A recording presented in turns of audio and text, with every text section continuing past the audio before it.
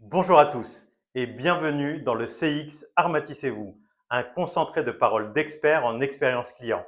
Préparez-vous à plonger dans l'univers passionnant de la relation client et découvrez comment gérer le mix IA et humain. C'est parti! Bonjour Patrick, merci d'avoir accepté notre invitation. Est-ce que tu peux te présenter et présenter Monoprix si nécessaire? Présenter Monoprix, c'est pas forcément nécessaire puisque c'est une enseigne patrimoniale. Donc, beaucoup de monde la connaît et surtout à Paris. Oui.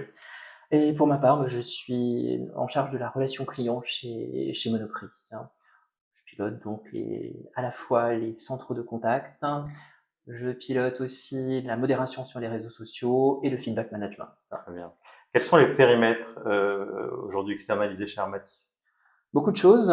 On externalise aujourd'hui nos centres de contact, on en a deux, un sur le site de Poitiers et l'autre sur le site de Porto, mais aussi un ensemble de solutions techniques qui nous permettent de gérer les réseaux sociaux, de gérer la voix du client, avec de l'analyse sémantique par exemple, et également des chatbots qu'on est en train de développer. Très bien. Qu'est-ce qui singularise la relation que vous avez avec Armatis? Je crois que c'est une relation qui est ancienne, donc finalement, ce qui la singularise, c'est sa durée. Ouais. Ça fait très longtemps qu'on est partenaires, ça fait plus de 20 ans que la relation entre Monoprix et Armatis s'est installée.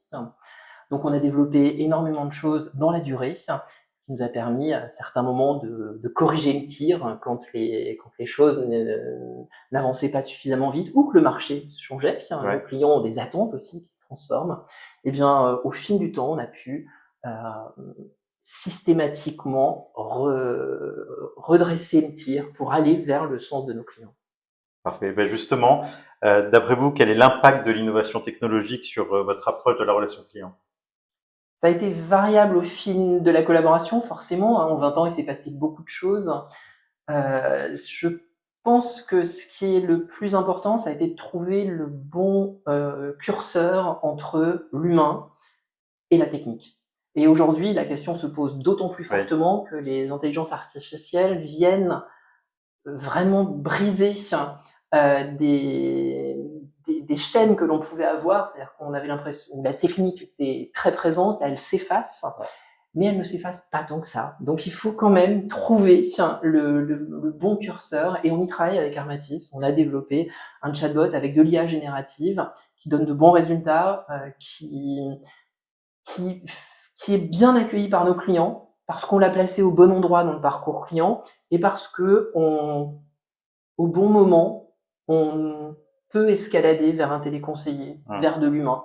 Et c'est ce qui permet, je pense, de faire vivre une relation client qui s'ajuste à son temps. Oui, et on s'adapte également aux volontés du client particulier. Ah bah du client final. Pour nous, comme pour vous, vraiment, c'est effectivement le client Monoprix, il a des attentes. Parfois, c'est de parler avec une personne, parfois, c'est simplement d'obtenir une information. Eh bien, à lui de choisir, et même quand il rentre par un chatbot, on peut escalader très facilement vers un humain. Et je pense que c'est ça, l'enjeu de demain, c'est de trouver la bonne articulation entre cette machine et cet humain qui aujourd'hui s'imbrique de plus en plus.